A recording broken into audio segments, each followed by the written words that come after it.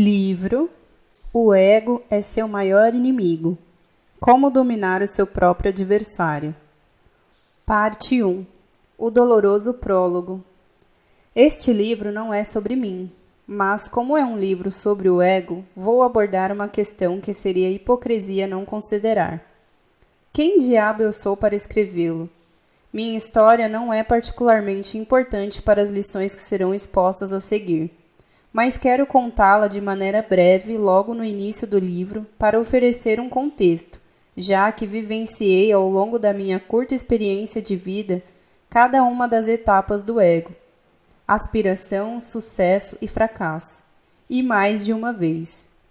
Quando eu tinha 19 anos, ao perceber algumas oportunidades incríveis que poderiam mudar a minha vida, abandonei a faculdade. Mentores disputavam a minha atenção, tentando me manter sob a tutela deles.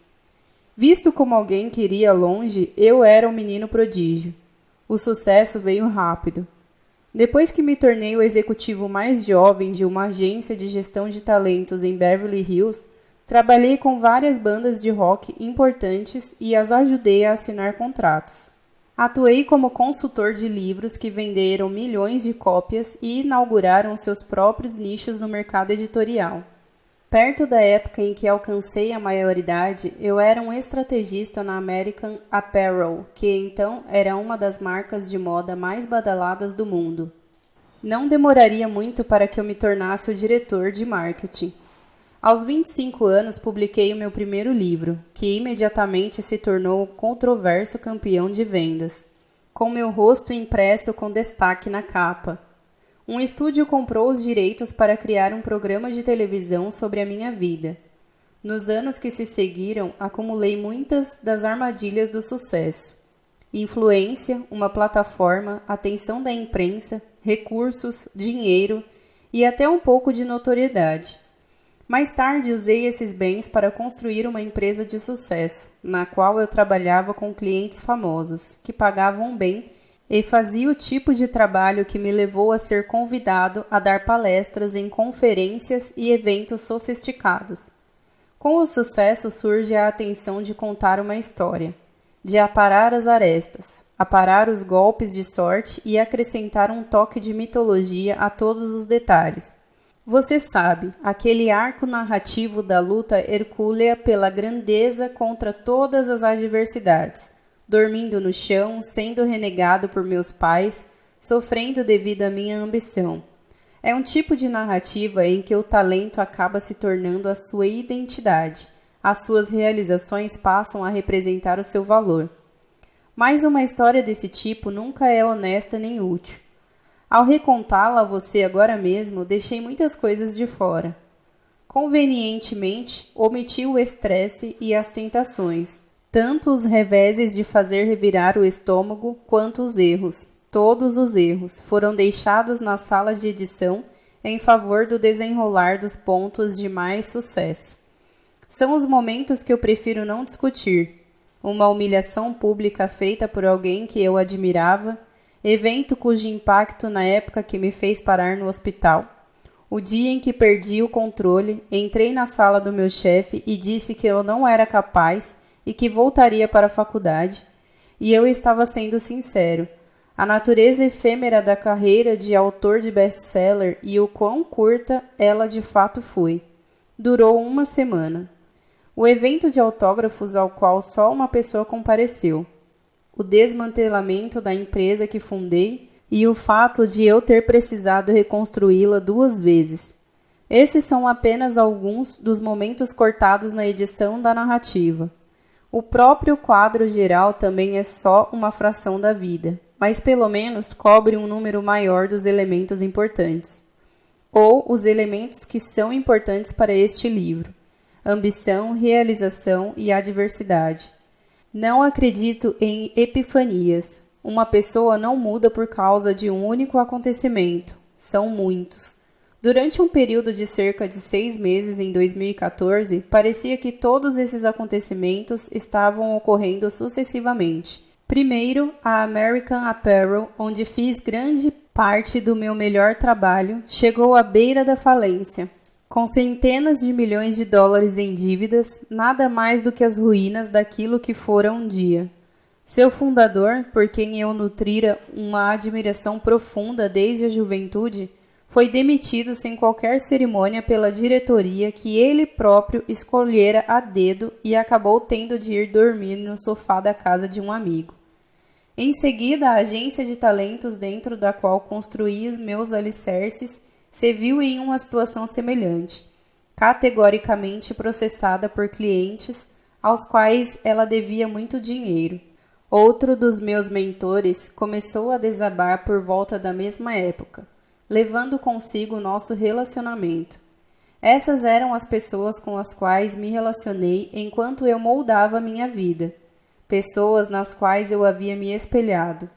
Sua estabilidade financeira, emocional, psicológica não era apenas algo que eu dava como certo, mas também uma coisa fundamental para minha existência e autoestima. E ainda assim, lá estavam eles, implodindo bem na minha frente, um após o outro. As coisas estavam saindo dos trilhos.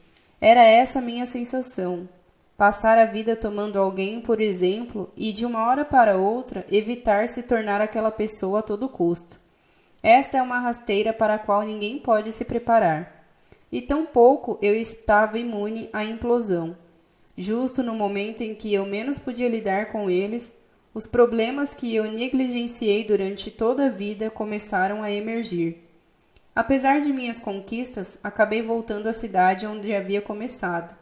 Eu estava estressado e estafado após abrir a mão de grande parte de uma liberdade conquistada a duras penas.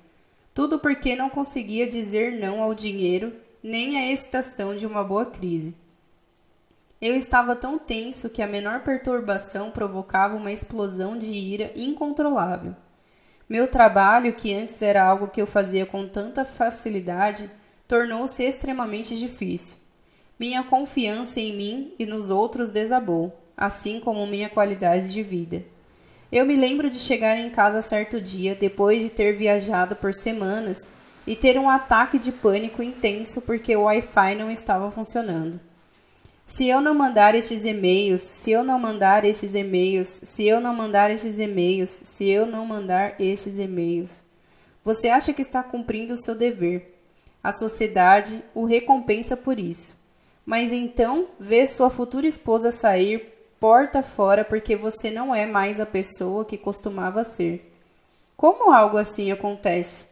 Você pode mesmo deixar de ser alguém que acredita estar sobre os ombros de gigantes em um dia e no outro passar a ser um sobrevivente saindo dos escombros de múltiplas explosões, tentando recolher os pedaços em meio às ruínas?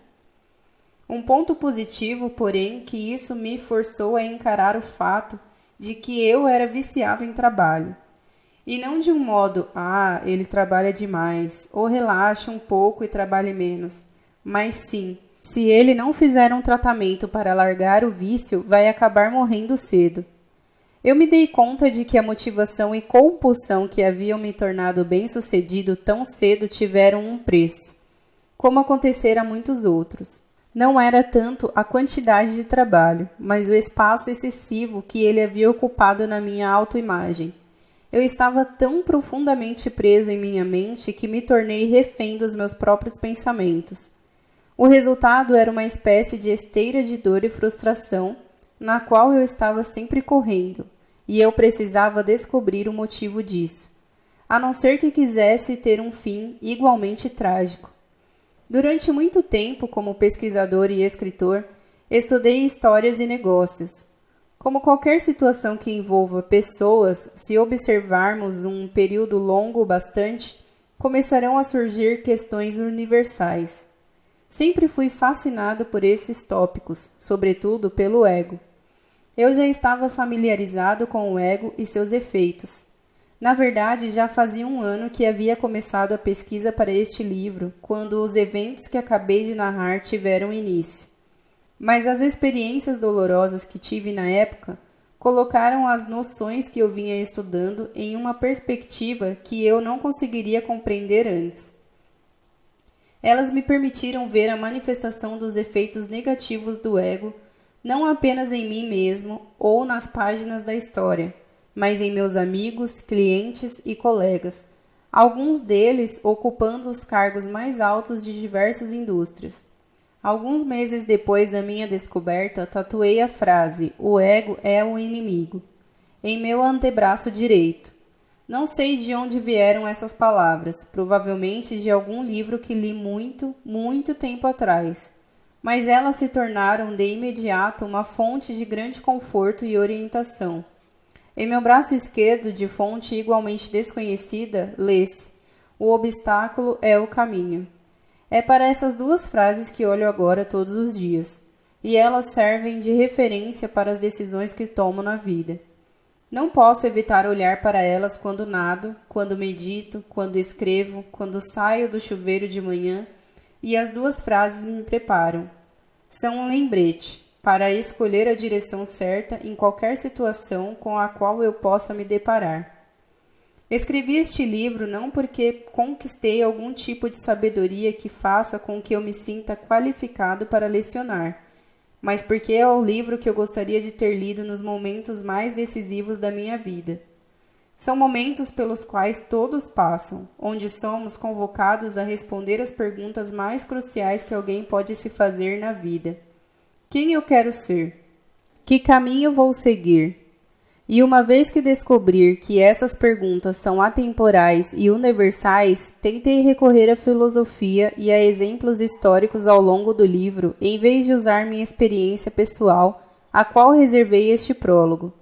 Embora os livros de história estejam cheios de relatos sobre gênios obcecados e visionários que reconstruíram o mundo à sua imagem por meio de uma força quase irracional, percebi que, se procurarmos o suficiente, descobriremos que a história também foi feita por indivíduos que passaram a vida inteira lutando contra os seus egos, que evitaram os holofotes e colocaram os objetivos mais importantes acima do desejo de reconhecimento. Explorar e recontar essas histórias foi o método que encontrei de aprendê-las e absorvê-las. Tal qual os meus outros livros, este é profundamente influenciado pela filosofia do estoicismo e por todos os pensadores clássicos. Ao escrever, tomo de empréstimo muitas coisas deles, do mesmo modo que faço na vida. Se você encontrar alguma coisa que lhe seja útil neste livro, o mérito é deles, não meu. O orador Demóstenes disse certa vez que a virtude começa pela compreensão e é completada pela coragem.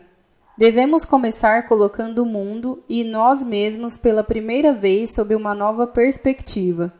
Em seguida, devemos lutar para conquistar e manter a mudança que queremos em nós. Essa é a parte difícil. Não digo que você deve reprimir ou esmagar cada grama do ego em sua vida, ou sequer que isso seja possível. Esses são apenas lembretes, histórias com ligações morais para encorajar nossos melhores impulsos. Em seu famoso Ética, Aristóteles usa a analogia de um pedaço de madeira torcido para descrever a natureza humana. A fim de eliminar a deformação, um carpinteiro habilidoso aplica devagar pressão na direção oposta, basicamente tornando-o reto. É claro que alguns milhares de anos depois, Kant retorquiu: da madeira torta, que é a humanidade, nada que seja reto pode ser feito. Talvez nunca sejamos retos, mas podemos nos esforçar para nos aproximarmos da retidão. É sempre bom se sentir especial, poderoso ou inspirado, mas esse não é o objetivo deste livro. Pelo contrário, tentei organizar as páginas de forma que você possa acabar no ponto em que cheguei quando terminei de escrevê-las. Ou seja, você ficará menor aos próprios olhos. Espero que invista menos em contar o quão especial você é. Consequentemente, esteja livre para concretizar o potencial de mudar o mundo por meio do trabalho que se dispôs a cumprir.